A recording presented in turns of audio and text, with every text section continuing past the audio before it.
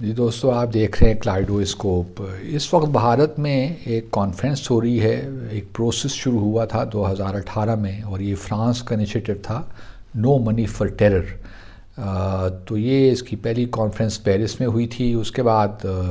یہ تیسری کانفرنس ہو رہی ہے۔ 2020 میں یہ ہونا تھی بھارت میں، لیکن کووڈ-19 کی وجہ سے نہیں ہو سکی۔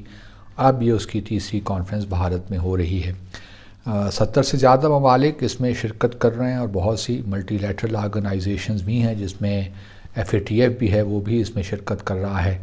اور چائنا کو تو انوائٹ کیا گیا تھا، لیکن چائنا اس میں نہیں آیا اس کانفرنس میں۔ پاکستان کو البتہ مدعو ہی نہیں کیا گیا، ہمیں کوئی دعوت نہیں ملی اس کانفرنس میں شرکت کے لیے۔ گزشتہ روز اس کانفرنس کی اناگوریشن کی بھارت کے وزیر اعظم نریندر مودی نے، اور انہوں نے اپنے کی نوٹ ایڈریس میں بہت سی باتیں کیں، اور خاص طور پہ جن باتوں پہ ایمفیسس تھا وہ یہی تھا کہ دہشت گردی ابھی تک ایک بہت بڑا چیلنج ہے دنیا بھر کے لیے، لیکن یہ چیلنج اس وقت تک ہم اس سے نمٹ نہیں سکتے جب تک کہ تمام ممالک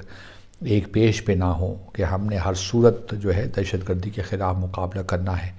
اور ساتھ میں انہوں نے یہ بھی ایک لحاظ سے شکوہ کیا کہ بہت سے ممالک ہیں جو اخلاقی اور مالی اعتبار سے ابھی تک دہشت گردوں کو سپورٹ کر رہے ہیں،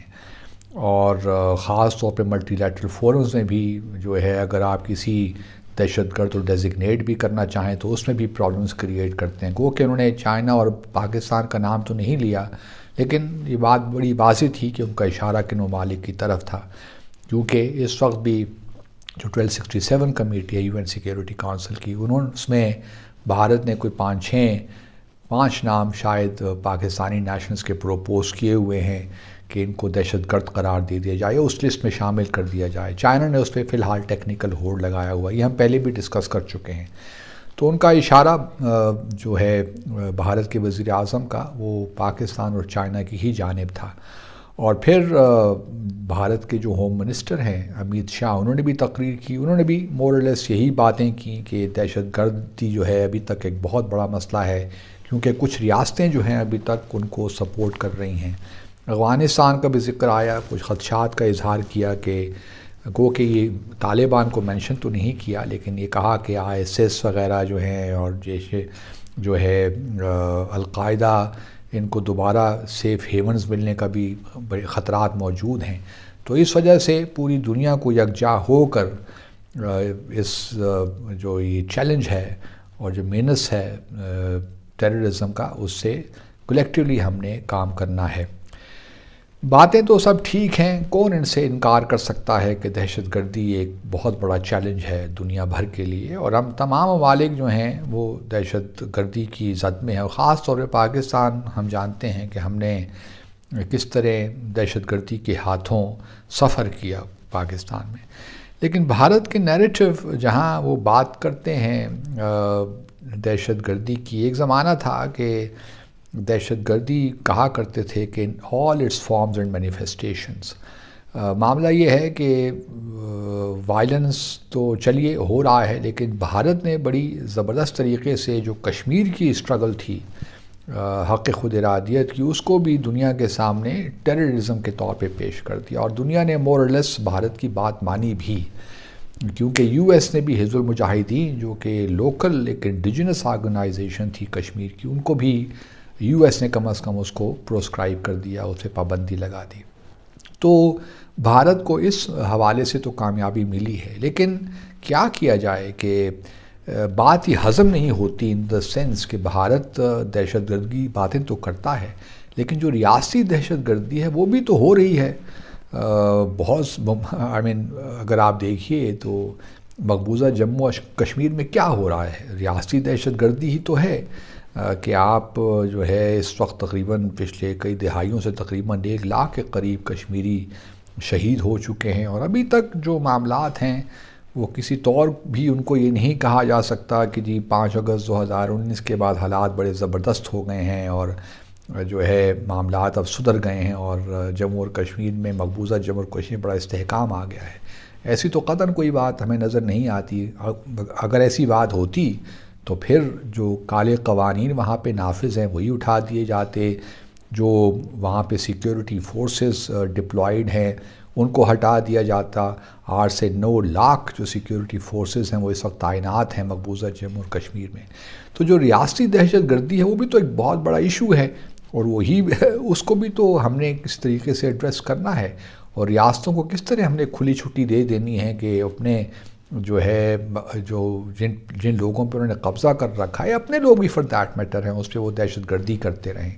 تو یہ کہ تو کسی طور بھی ایکسیپٹ نہیں ہو سکتا۔ دوسری طرف آبویسلی یہ جو اس وقت بھارت کی کوشش یہ بھی ہے کہ 26 نومبر کو ایک ایسا اجلاس ہو جائے، چونکہ کاؤنٹر ٹیررزم جو کمیٹی ہے اس کا بھی وہ اس کے اس وقت چیئر ہیں، تو 26 نومبر کو وہ چاہتے ہیں کہ ایک UN سیکیورٹی کونسل میں ایک اجلاس ہو، اور جو ممبئی اٹیک ہے اس حوالے سے، اور اس کانٹیکسٹ میں بھارت نے بہت سے پروٹیسٹ بھی ارینج کیے ہوئے، ڈیمانسٹریشنز دنیا کے مختلف کیپٹلز میں، خاص طور پہ لنڈن میں پاکستان ہائی کمیشن کے سامنے، اس طرح شاید نیو یارک میں بھی ہوگا، تاکہ جو ممبئی کا جو واقعہ ہے اس کو الائیو رکھا جائے۔ اور یہ بات میں کئی بار پہلے بھی کہہ چکا ہوں کہ اگر یہ مقدمہ آگے نہیں چل رہا تو اس کی بنیادی جو ذمہ داری ہے وہ بھارت پہ ہے، کیونکہ بھارت بہت سی چیزیں ہیں جو ہمارے ساتھ شیئر نہیں کرتا، جو قانونی نقطہ نظر سے یہاں ہماری عدالتوں میں ضروری ہے۔ جو عدالت میں کیس چل رہا ہے اس کے لیے ضروری ہے کہ وہ شواہد، وہ چیزیں، جو ایویڈنس ہے وہ کورٹ کے سامنے رکھا جائے، اور بھارت اس معاملے میں بالکل اور جو خاص طور پہ جو گواہان ہیں وہ بھی، جو وٹنسز ہیں ان کی جو اسٹیٹمنٹس ہیں وہ بھی ابھی تک ہم لے نہیں پائے۔ تو جب تک بھارت اس معاملے میں تعاون نہیں کرے گا اس وقت تک کیسے ممکن ہے کہ یہ ممبئی جو اٹیک ٹرائل ہے یہ مکمل ہو یا اپنے منطقی انجام تک پہنچے؟ اور میرا تو یہ نقطہ نظر ہے کہ بھارت چاہتا ہی نہیں ہے کہ ممبئی اٹیک ٹرائل کسی طور مکمل ہو، کیونکہ ان کو ایک ٹاکنگ پوائنٹ ملا ہوا ہے، اور وہ چاہتے ہیں کہ اس سے پاکستان کو ہیمر کرتے رہیں اور اپنا نیریٹو اور پاکستان کو انڈر پریشر رکھیں۔ تو یہ ساری کہانی ہے، لیکن بہرحال یہ ایک کانفرنس ہو رہی ہے، نو منی فار ٹیرر، تو میں نے کہا کہ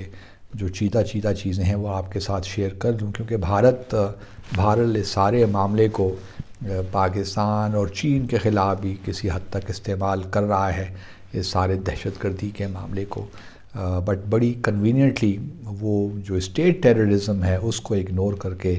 بالکل ہی ایک مختلف اپنا نیریٹو بنانے کی کوشش کرتے ہیں۔ دیکھتے رہیے کلائڈو اسکوپ۔ اللہ حافظ۔